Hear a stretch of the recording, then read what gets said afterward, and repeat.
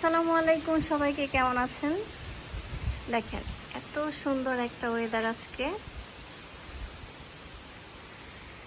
কি পরিমাণে বৃষ্টি প্লাস বাতাস। কালকে থেকে অনেক বৃষ্টি, গতকালকে এই পুকুরটাও শুকনো ছিল, বাট আজকে দেখেন কি পরিমাণে বাতাস আর বৃষ্টি। এত ভালো লাগতেছে আসলে, জানি আপনারা দেখতেছেন, বাট আপনাদের সাথে খুব শেয়ার করতে ইচ্ছে করতেছিল। নাকি আল্লাহ, এদিকে বৃষ্টির পানিতে আমার চায়ের অবস্থা খারাপ হয়ে যাবে। বৃষ্টির পানি পড়তেছে, আমি আসছি এখানে চা খেতে। আমি সচরাচর চা খাই না, আমার চা অত পছন্দ না, জাস্ট শীতের মধ্যে খাই।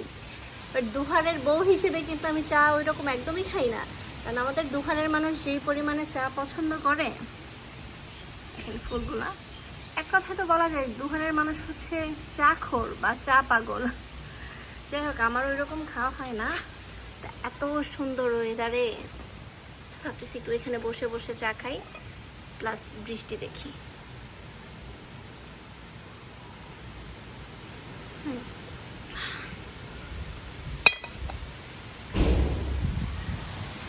দেখেন কি ভালো লাগতেছে, কি পরিমাণে বাতাস। মনে হচ্ছে গাছগুলো একদম ভেঙে যাবে, এত বাতাস।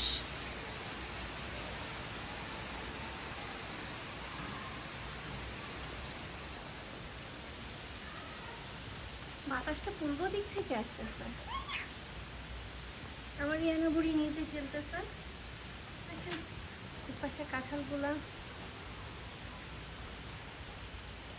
কি পরিমাণে সুন্দর একটা ওয়েদার, একদম ঠান্ডা। আসলে আল্লাহ দুনিয়াটাকে একদম ঠান্ডা করে দিয়েছে, এত ভালো লাগে আমাদের এই জায়গাটা। আমাদের এই রাস্তাটা আরো বেশি সুন্দর ছিল, কারণ দুই পাশে সুন্দর করে সুপারি গাছগুলো ছিল।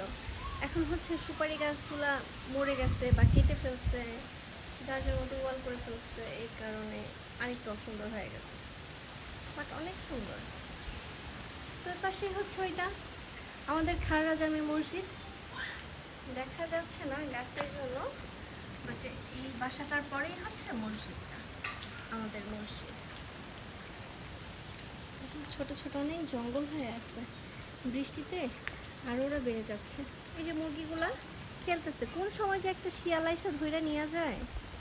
এখান থেকে কিন্তু বৃষ্টির সময় শিয়ালও আসে। আপনাদের একটা মজার ব্যাপার বলি, আমাদের এই চকের মধ্যে মানে ক্ষেতের মধ্যে দুইটা শিয়াল থাকে, এটার অনেক বছর আগে থেকে। এইদিকে ওই সাইডে হচ্ছে ওদের বাসাটা, জাস্ট দুইটা শিয়ালই থাকে, ওরা সব সময় থাকে। আমি ভাবছি ওরা হয়তো হাজব্যান্ড ওয়াইফ এই জন্য থাকে আর কি। ভালোই লাগে, ওদের দেখা যায়, ওদের একটু পরপরই দেখা যায়, কারণ যেহেতু ওদের এখানেই বাসা।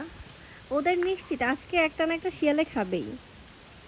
যাই হোক, ওদের শিয়ালে খাইতে থাকুক, আমি এখানে আমার চা খাইতে থাকি, আমার চা ঠান্ডা হয়ে যাচ্ছে। দেখেন কি পরিমাণে ঝড় হচ্ছে, আল্লাহ।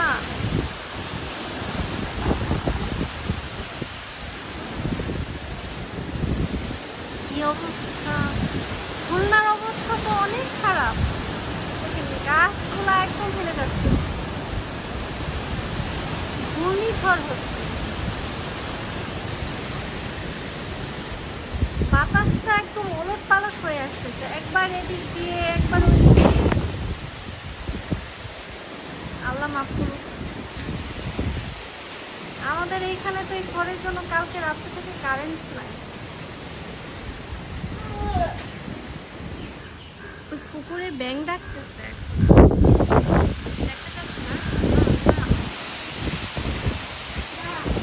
আমার ছেলেটা এই যে এই ঝড়ের মধ্যে বাইরে গোসল করতে চাইতেছে বৃষ্টিতে। বাবা একদম না,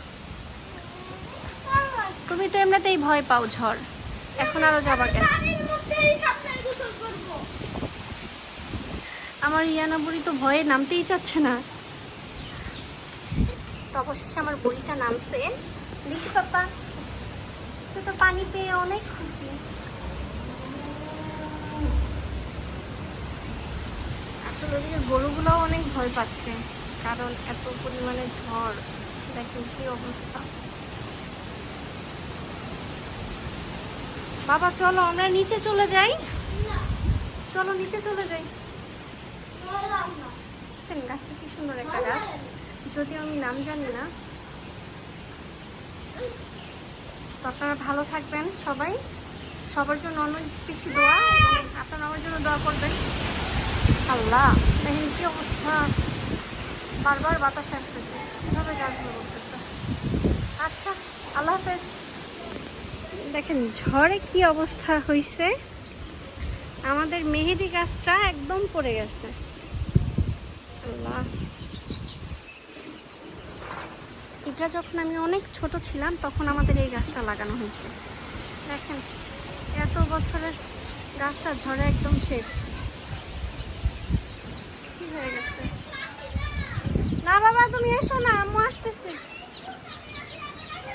দেখেন একদম এখান থেকে ভেঙে গেছে, গাছটা একদম শেষ হয়ে গেছে।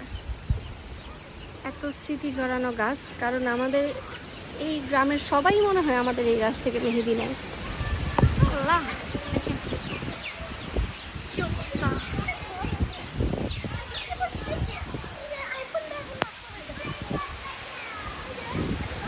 আল্লাহ, চলে যাই বাবা, চলে আসো। মুয়াজ এসে পড়ো, এসে পড়ো, এসে পড়ো, আসো। দেখেন কি হয়ে গেছে।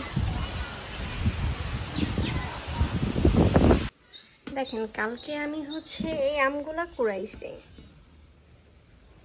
এই আমগুলা এত বেশি টেস্ট, অনেক মজা। ওই যে বলছি না মিষ্টি গাছের আম, এগুলা হচ্ছে ওই আম, দেখতে ছোট বাট অনেক মজা, অনেক মজা।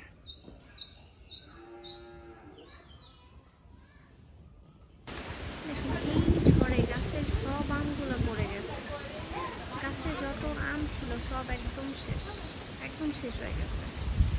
আপনারা ভালো থাকবেন, আমাদের জন্য অনেক বেশি দোয়া করবেন। আল্লাহ হাফেজ।